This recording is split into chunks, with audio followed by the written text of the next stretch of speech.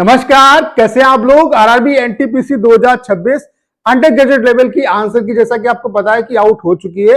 Answer की आने के बाद हमारे पास 2 लाख से ज्यादा जो एस्पिरेंट है उनका डाटा आ चुका है और जैसे जैसे डाटा इंक्रीज हो रहा है शिफ्ट वाइज जो एवरेज स्कोर है उसमें अच्छा खासा वेरिएशन देखने को मिल रहा है।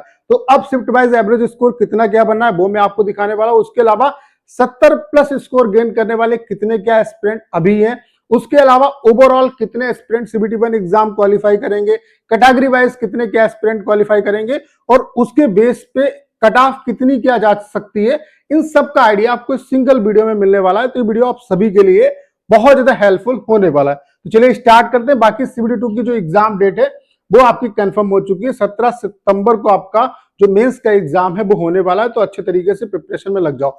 बाकी हमने भी आपके लिए बेस्ट जो रैंक कैलकुलेटर है वो बना दिया है। इसके लिए सिंपली आपको हमारी वेबसाइट mytestrank.com पे जाना है।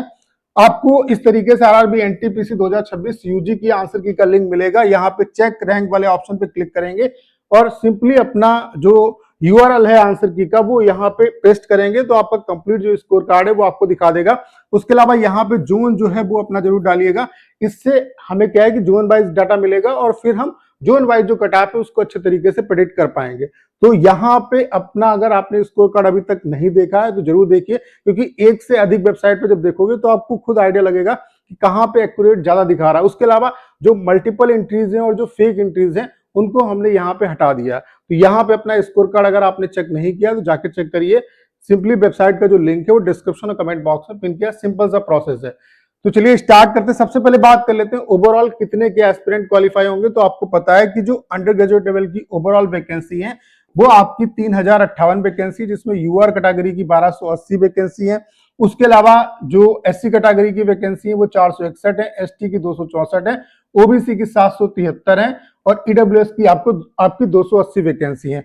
ओवरऑल 15 गुना जो एस्पिरेंट है वो CBT2 के लिए क्वालिफाई होंगे, यानी कि ओवरऑल 45,000 से ज्यादा एस्पिरेंट जो है वो CBT2 एग्जाम के लिए क्वालिफाई होने वाले हैं। तो जो डाटा हम देखेंगे उसमें देखेंगे कि 45,000 जो एस्पिरेंट है वो हमें कहां पे मिल रहे हैं और अभी उसमें कितना क्या वेरिएशन आ सकता है, और वही कहीं ना कहीं यूआर ओबीसी की कट ऑफ उसी के आसपास जो है वो लाई करेगी। उसके अलावा यहाँ पे अगर हम 15 गुना करें तो आप ये मान के चल सकते हो 1300 को अगर हम 15 से गुणा करें तो आपका 00 15 45 और 15 1 15 यानी कि 19,000 के आसपास जो एस्पिरेंट है वो आपके यूआर कैटेगरी से क्वालिफाई होंगे। इसी तरीके से आप 15 गुना हर एक कैटेगरी का निकाल सकते हो। तो ओवरऑल 45,000 जो एस्पिरेंट है वो आपके CBT2 एग्जाम के लिए क्वालिफाई होंगे। अब डाटा देखते हैं कि डाटा में ये जो एस्पिरेंट है वो कहां पे मिल रहे हैं। उसके अलावा वेरिएशन भी हो रहा है, जैसे कि ये देखेंगे अभी 2 लाख के आसपास एस्पिरेंट का डाटा है और ये 68,000 का डाटा था। यहाँ पे 94 या उससे ऊपर स्कोर गेन करने वाले एक एस्पिरेंट थे, यहाँ पर भी 94 या उससे ऊपर स्कोर गेन करने वाले एक ही एस्पिरेंट है। लेकिन जैसे जैसे नीचे जाओगे ये डाटा वेरी करेगा। यहाँ पे अगर आप देखोगे कि 70 या उससे ऊपर स्कोर गेन करने वाले 29,056 एस्पिरेंट थे और यहाँ पे 70 या उससे ऊपर स्कोर गेन करने वाले 57,074 एस्पिरेंट है। तो आप देख रहे हैं कि डाटा अभी वेरी कर रहा है, तो अभी थोड़ा बहुत और वेरी करेगा। बाकी इसमें बहुत ज्यादा वेरिएशन नहीं आएगा, क्योंकि आपको पता है जिसके मार्क्स ठीक ठाक होते हैं वही अपना कहीं ना कहीं डाटा शेयर करते हैं और वही डाटा मतलब शेयर भी करते हैं। बाकी जिनके मार्क्स कम होते हैं वो डाटा शेयर नहीं करते। तो इसमें बहुत ज्यादा वेरिएशन नहीं आएगा, लेकिन थोड़ा बहुत 1-2 नंबर का वेरिएशन अभी आपको देखने को मिलेगा। तो यहाँ पे अगर हम बात करें 92 या उससे ऊपर 21 एस्पिरेंट है।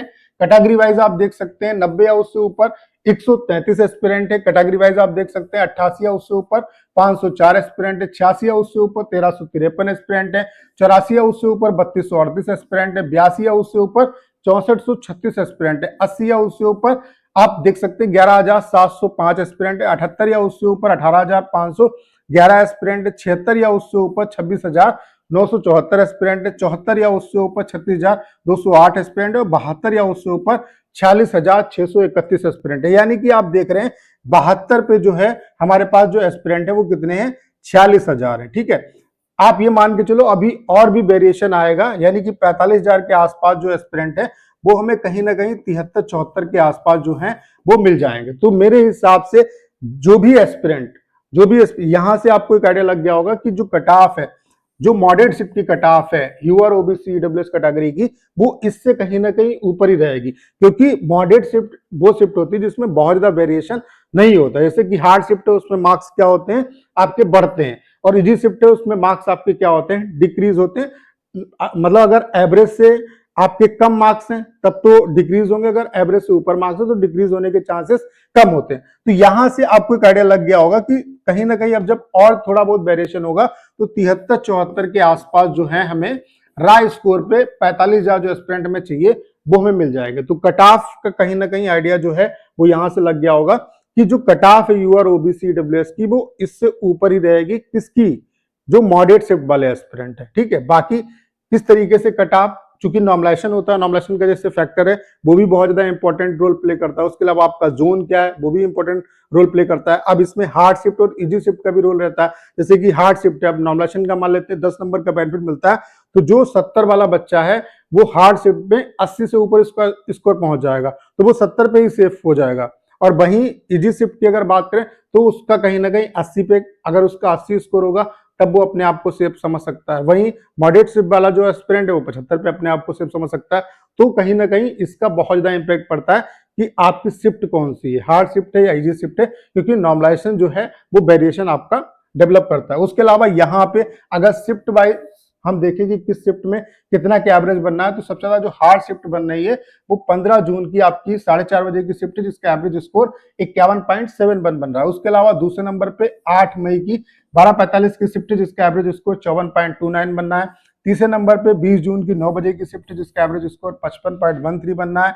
चौथे नंबर पे 20 जून की 4:30 बजे की शिफ्ट है, जिसका एवरेज स्कोर 55 बनना है। पांचवें नंबर पे 15 जून की 12:45 की शिफ्ट है, जिसका एवरेज स्कोर 55.23 बनना है। तो ये आपकी टॉप 5 जो है वो हार्ड शिफ्ट है। अगर हम इजी शिफ्ट की बात करें तो आप देख रहे हैं जो सबसे ज्यादा इजी शिफ्ट रही है वो 14 जून की 4:30 बजे की शिफ्ट रही है, जिसका एवरेज स्कोर 63.58 बनना है। दूसरे नंबर पे 18 जून की 9 बजे की शिफ्ट, जिसका एवरेज स्कोर 62.53 बनना है। तीसरे नंबर पे 17 जून की 9 बजे की शिफ्ट, जिसका एवरेज स्कोर 62.53 बनना है। उसके अलावा चौथे नंबर पे 16 जून की 9 बजे की शिफ्ट, जिसका एवरेज स्कोर 61.58 बनना है। पांचवें नंबर पे 9 मई की 4:30 बजे की शिफ्ट, जिसका एवरेज स्कोर 61.47 बनना है। ये आपकी टॉप 5 जो है वो आपकी इजी शिफ्ट है। अगर यहाँ पे हम बात करें कितना क्या वेरिएशन है हार्ड शिफ्ट और इजी शिफ्ट के बीच में, तो आप देख रहे हैं हार्ड शिफ्ट का जो सबसे ज्यादा जो हार्ड शिफ्ट है उसका एवरेज स्कोर 51 है, और जो सबसे ज्यादा इजी शिफ्ट है उसका जो एवरेज स्कोर है वो 63 है, यानी कि 12 नंबर का गैप है। तो आप ये मान के चलो कि जो सबसे ज्यादा हार्ड शिफ्ट है उसको 12 नंबर तक का जो नॉर्मलाइजेशन का बेनिफिट है वो मिल सकता है। तो हार्ड शिफ्ट का वही सिनेरियो है कि हार्ड, अगर सबसे ज्यादा हार्ड शिफ्ट में आप हो तो अगर 70 भी आपका राय स्कोर है तो वो नॉर्मलाइजेशन का बेनिफिट मिलकर आपका स्कोर 82 बन जाएगा। तो हार्ड शिफ्ट में आप 70 पे ही सेफ हो जाओगे। ऐसे ही जैसे जो मॉडरेट शिफ्ट होगी उसमें जैसे 12 नंबर का ओवरऑल वेरिएशन आ रहा है, तो मॉडरेट शिफ्ट वालों को 6 नंबर का वेरिएशन मिलेगा। तो जो मॉडरेट शिफ्ट वाला बच्चा है उसका 75 ही स्कोर होगा, तो 75 में 6 ऐड होगा तब भी उसका स्कोर 81 से ऊपर पहुंच जाएगा। तो मॉडरेट शिफ्ट वाला 75 पे ही सेफ हो जाएगा। वहीं अगर इजी शिफ्ट में आप देखोगे तो 80 के ऊपर जो बच्चा होगा वो कहीं ना कहीं अपने आप को सेफ समझ सकता है। तो चीजें इस तरीके से आपकी वेरी करती है। बाकी नॉर्मलाइजेशन का फैक्टर किस तरीके से वर्क करता है, तो कुछ जो इजी शिफ्ट होती है, सबसे ज्यादा जो इजी शिफ्ट होती है उसको बेस मान लेते हैं, और सभी शिफ्ट के मार्क्स इसके बराबर लाने के लिए जितना ऐड करना पड़ेगा उतना ही नॉर्मलाइजेशन का आपको बेनिफिट मिलेगा। जैसे यहाँ पे 62 को 63 बनाने के लिए 1 नंबर ऐड करना पड़ेगा, तो एक नंबर का यहाँ पे बेनिफिट मिलेगा। ऐसे यहाँ पे 1 का मिलेगा, ऐसे यहाँ पे 2 का मिलेगा, ऐसे यहाँ पे 2 का मिलेगा। ऐसे यहाँ पे देखो 51 को जो है 63 बनाने के लिए 12 नंबर ऐड करना पड़ेगा, तो यहाँ पे 12 नंबर का बेनिफिट मिलेगा। ऐसे इसको 63 बनाने के लिए 9 नंबर ऐड करने पड़ेंगे, तो इसको 9 नंबर का बेनिफिट मिलेगा। तो यहां से चीजें ये भी समझ में आ गई होंगी कि जो नॉर्मलाइजेशन का फैक्टर है वो बहुत ज्यादा इंपॉर्टेंट रोल प्ले करता है। जो हार्ड शिफ्ट है और इजी शिफ्ट है इससे बहुत ज्यादा आपका जो चीजें हैं वो वेरी करती है। बाकी ओवरऑल आपकी एक्सपेक्टेड कट ऑफ क्या कुछ रह सकती है ये मैं मॉडरेट शिफ्ट वाले एस्पिरेंट को बता रहा हूं। अगर मॉडरेट शिफ्ट वाले जो एस्पिरेंट है यूआर ओबीसी डब्ल्यूएस से आपका 75 के आसपास स्कोर बनना है, 74-75 है, तो मेरे हिसाब से आपको CBT2 की प्रिपरेशन में लग जाना चाहिए, क्योंकि फिर आपका स्कोर नॉर्मलाइजेशन के बाद 80 या उससे ऊपर जाएगा। एससी वाले जो एस्पिरेंट हैं, SC ST वाले 65 प्लस अगर आपके मार्क्स है तो मेरे हिसाब से CBT2 की प्रिपरेशन में आपको लग जाना चाहिए। वहीं अगर इजी शिफ्ट की बात करें तो आपका स्कोर 80 या उससे ऊपर होना चाहिए सबसे ज्यादा, अगर इजी शिफ्ट में आप हो। फिर आप देख लेना कि किस शिफ्ट को कितना नॉर्मलाइजेशन का बेनिफिट मिल रहा है। आपका ओवरऑल नॉर्मलाइजेशन का फैक्टर ऐड करने के बाद यूआर ओबीसी ईडब्ल्यूएस में 80 से ऊपर आपका अगर मार्क्स जा रहा है तो कहीं ना कहीं आप सही हो। उसके अलावा हार्ड शिफ्ट में वहीं अगर आपका स्कोर 70 से ऊपर भी है, you are OBC EWS category में सबसे ज्यादा हार्ड शिफ्ट में, तब भी आपका 12 नंबर का नॉमिनेशन का बेनिफिट मिलेगा, आप डायरेक्ट 82 पे पहुंच जाओगे।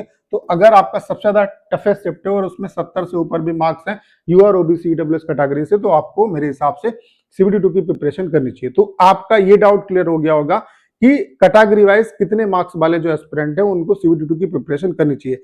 ये आपका वेरी करेगा, शिफ्ट वाइज वेरी करेगा, क्योंकि हार्ड शिफ्ट, इजी शिफ्ट और मॉडरेट शिफ्ट इसका इंपॉर्टेंट रोल रहता है। बाकी मॉडरेट शिफ्ट में जिन एस्पिरेंट का मार्क्स इतना बनना है वो मेरे हिसाब से प्रिपरेशन कर सकते हैं। अब ऐसा नहीं होगा कि 70 वाले का नहीं होगा, अगर हार्ड शिफ्ट में 70 वाला बच्चा है तो उसका भी सिलेक्शन हो जाएगा, उसको भी CBT2 की प्रिपरेशन करनी चाहिए। तो उम्मीद करता हूं जो डाउट आपके दिमाग में था वो क्लियर हो गया होगा और अच्छे तरीके से CBT2 की प्रिपरेशन में लग जाओ, क्योंकि 17 सितंबर को आपका मेंस का एग्जाम होने वाला है और आप ये मान के चलो रिजल्ट जो है वो 20 अगस्त तक आ जाएगा किसी भी कंडीशन में। बाकी अगर आपने अभी तक ये जो हमने आपके लिए बेस्ट रैंक कैलकुलेटर बनाया इस पे अपना स्कोर कार्ड अगर आपने नहीं देखा है तो जाके देखिए। इससे क्या है कि जब हमारे पास मैक्सिमम एस्पिरेंट का डाटा आएगा तो हम इसके बेस पे कट ऑफ का एनालिसिस करेंगे। उसके अलावा यहाँ पे जोन जरूर डालना, और उसके अलावा टॉप 5000 और टॉप 1000 जो हाई स्कोरर एस्पिरेंट हैं इनका डाटा भी हम रिलीज करेंगे, तो इससे भी आपको काफी हेल्प मिलेगी। तो इसका जो लिंक है वो डिस्क्रिप्शन और कमेंट बॉक्स में पिन किया। उम्मीद करता हूँ सारी जानकारी आप बहुत अच्छे तरीके से समझ पाओगे। करना क्या, इस वीडियो को शेयर करना है। उसके अलावा अगर आप चैनल पर नए और आपने अभी तक इसे सब्सक्राइब नहीं किया है तो प्लीज चैनल को सब्सक्राइब करना मत भूलेगा।